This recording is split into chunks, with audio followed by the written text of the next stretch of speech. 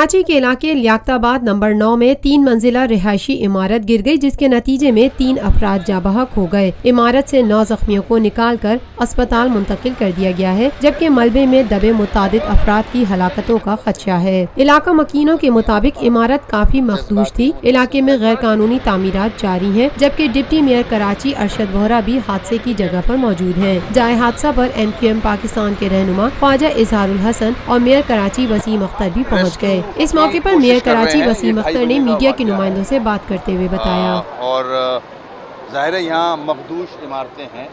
میں نے آج کل 6 بجے گورنمنٹ آف سندھ کو بھی ریکویسٹ کی تھی کہ جتنی بھی ڈینجرس بلڈنگز ہیں ان کو خالی کرایا جائے۔ ان کے پاس لسٹ ہے، سندھ بلڈنگ کنٹرول اتھارٹی کے پاس لسٹ ہے پوری کہ کراچی میں کتنی ڈینجرس بلڈنگ ہیں۔ بارشیں ہو رہی ہیں، مانسون ہے، اس میں میجرز لینے پڑتے ہیں، یہ سندھ گورنمنٹ کا کام ہے۔ تو میں نے ان سے ریکویسٹ کی تھی کہ آپ ڈینجرس بلڈنگ خالی کرائیں، مگر افسوس کہ کوئی نوٹس نہیں لیا گیا۔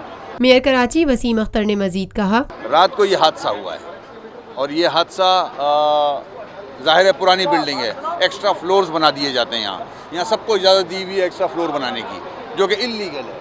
ظاہر ہے نیچے اسٹرینتھ پتہ نہیں ہوتی، اس لیے بلڈنگ یہ گری ہے۔ اس میں جو مجھے یہاں کے لوکل لوگ بتا رہے ہیں، کوئی 20 سے 25 لوگوں کا بتایا کہ 4 فیملیز رہتی ہیں اس میں۔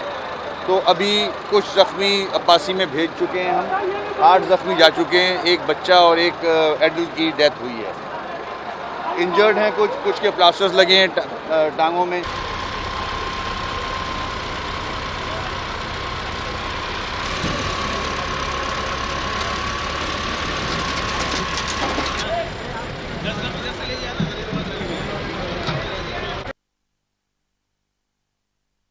Lotus Lake Towers, a groundbreaking endeavor by Lotus Properties.